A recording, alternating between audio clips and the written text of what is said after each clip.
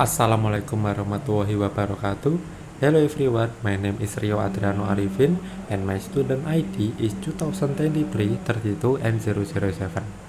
Okay, in this video I will explain the practical report for our machine learning course, where I created several data visualizations and performed pre-processing on a dataset using Python in Jupyter Notebooks.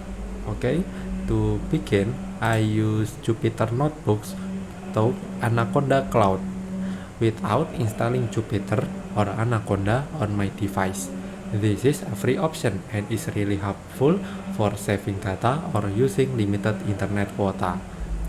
Okay, I simply log in, selected Jupyter Notebooks, and start the program from there.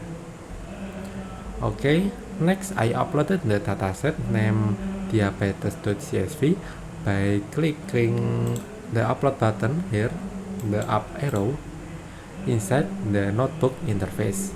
Okay, after that we can begin coding directly in a new shell. Okay, the first step in the code was importing the necessary libraries: NumPy for numerical calculation, Pandas for structured data management, matplotlib.pyplot, and Seaborn for data visualization. So I use pip install NumPy to make sure NumPy was available. Okay, next I create a bar chart to compare product sales across 3 branches. We use dummy data of laptops, smartphones, and tablets in branches A, B, and C.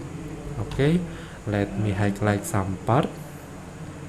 Here X and Y define the axis, where cabang is the X-axis and jumlah terjual is the Y-axis.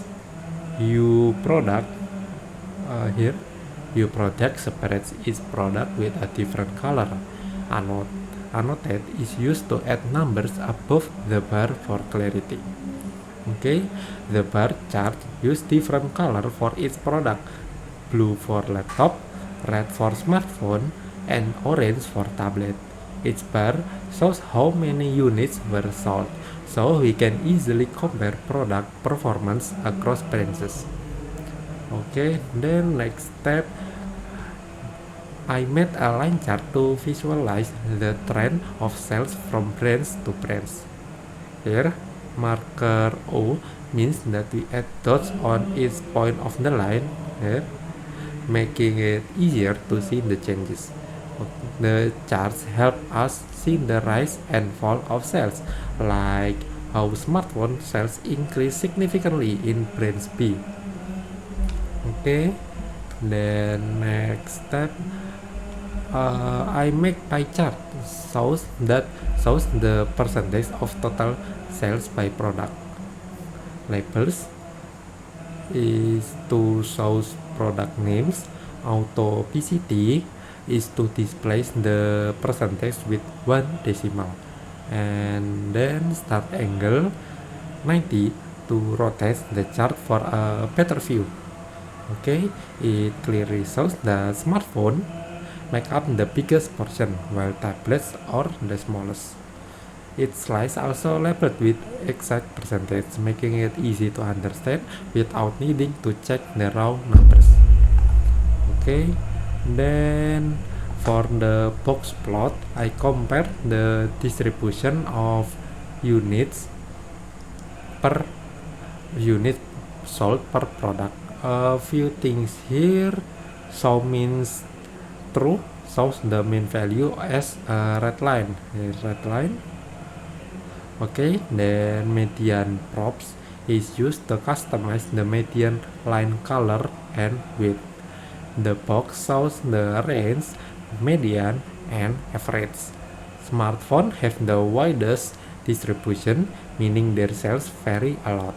Laptops are more consistent, and tablets are generally low in number. This type of plots helps identify product stability and performance pattern. Okay, then I make scatter plot to analyze the relationship between product price and number of units sold. Okay, the x-axis represent the price and the y-axis represents how many units were sold. It reveals which product or high price but still popular and also differences in brand performance. Okay, then next step. After that, I open the diabetes dataset using pandas.read.csv with a semicolon separator to load the data into a data frame named df. Okay, by running df.info, I check the structure of the dataset, or like how many rows, column, data types, and if there are missing values. Okay, then df.describe. Here I got important statistics like mean, max values, and percentiles to understand the distribution of numeric data. Okay, then I use isna.sum here to count how many missing values were in each column. Surprisingly, there were 269 duplicate rows that found using df.duplicated.sum. Okay, to fix that, I remove duplicates with df.duplicates and check the dataset again using duplicate.info. Okay, to confirm it was clean. Here duplicate.sum to check the value if there is duplicate data. Okay, lastly, I recheck the structure of the original dataset with df.info to compare the change before and after cleaning.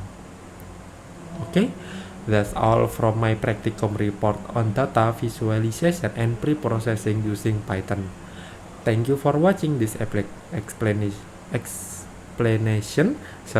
Hope it was useful and informative. Wassalamualaikum warahmatullahi wabarakatuh.